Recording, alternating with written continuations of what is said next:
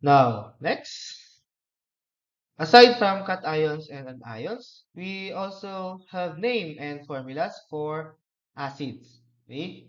So acids containing anions whose name end in IDE, or the example chloride, are named by changing the IDE to ic and adding the prefix hydro. For example, for chloride, if we add a hydrogen, making it an acid, this becomes hydro, the chloride. Instead of IDE, we use the ic to form hydrochloric acid. Okay?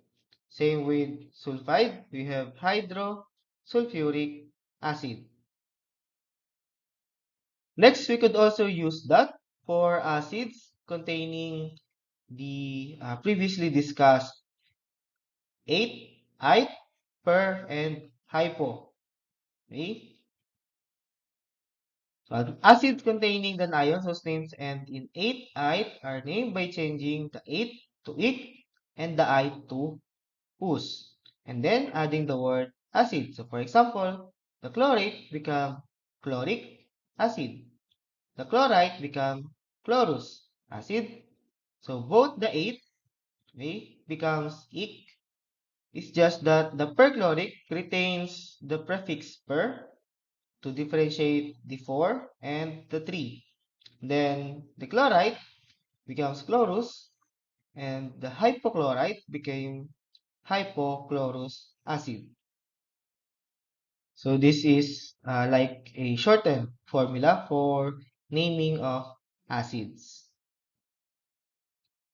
Okay, for example, so since we have here a cyanide, right? So by convention, we name it as hydrocyanic. Then we add the name acid. Okay? Here we have a nitrate, right? Since it ends with with ATE, so we just change the ATE to ic, so nitric, then we add the name acid. Here we have SO4, which is a sulfate, right? Again, an ending in ATE. Therefore, this would be sulfuric acid or sulfuric acid. And then this is a sulfide, right? SO3. Therefore, this will become sulfu. So instead of ITE, we add OUS, sulfurous acid. Okay?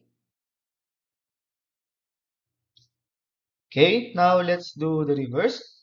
Now from the formula, or from the name, let us determine the formula of the acids. For example, here we have hydrobromic acid. Okay? Our root node, the brom, comes from bromide, right?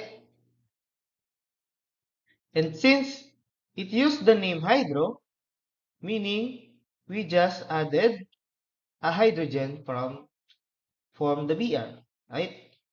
To form HBr, or the hydrobromic acid. Next, we have carbonic, which ends in IC, meaning what we have first is the carbonate, or CO3, 2 negative. Okay?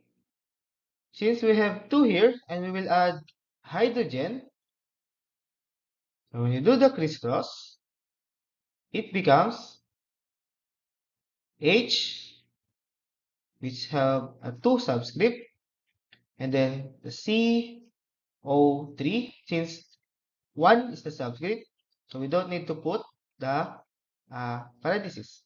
So carbonic acid is your H2CO3. Okay, next, for the names and formulas of binary molecular compounds. So earlier we are naming ionic, right? So binary molecular compounds pertains to compounds joined by a covalent bond. So two nonmetals. Okay. The procedure used for naming this is similar with the ionic compounds. First, the name of the element farther to the left or the one with lower electronegativity is usually written first, wherein an exception occurs when the compound contains oxygen, chlorine, bromine, or iodine, in which case oxygen is written last. If both elements are in the same group, the lower one is named first, and the name of the second element is changed to IDE.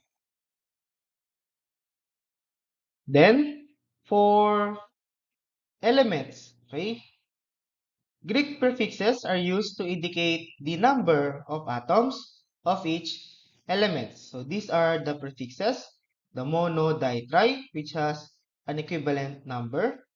For example here, Cl2O, since there's two chlorine, so we name it dichlorine and only one oxygen, monooxide or dichlorine monoxide.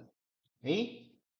So as you can see, these two, chlorine and oxygen, are both non-metals. So we only use this naming for compounds of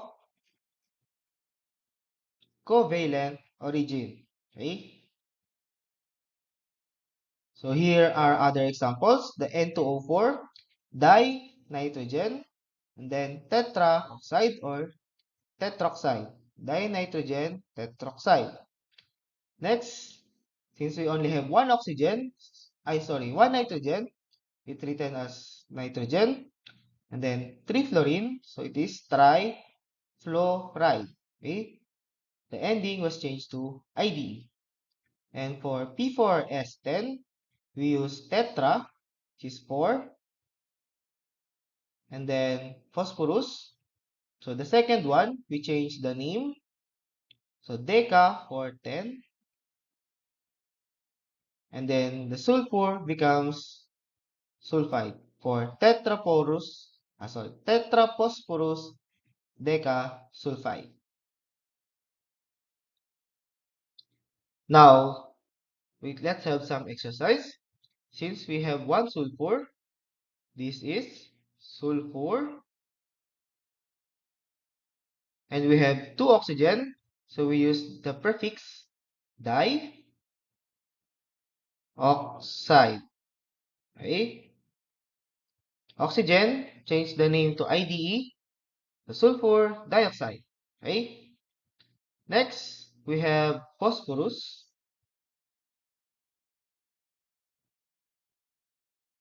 and we have 5-fluorine, so we use the prefix penta, and then the chlorine becomes sorry,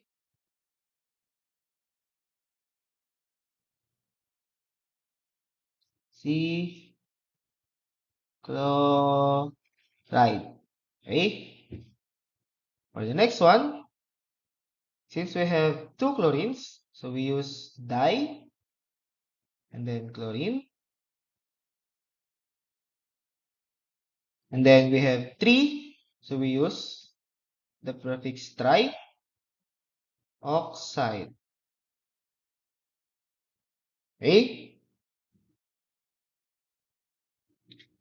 So if we can write the name from the formula, let's do the reverse. Let's write the formula from the name. Okay.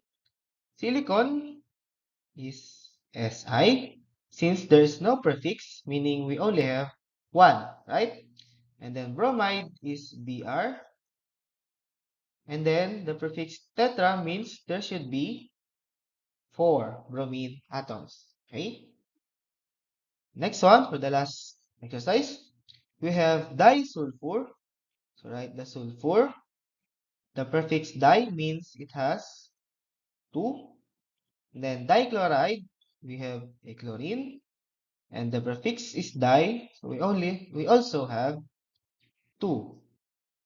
Okay?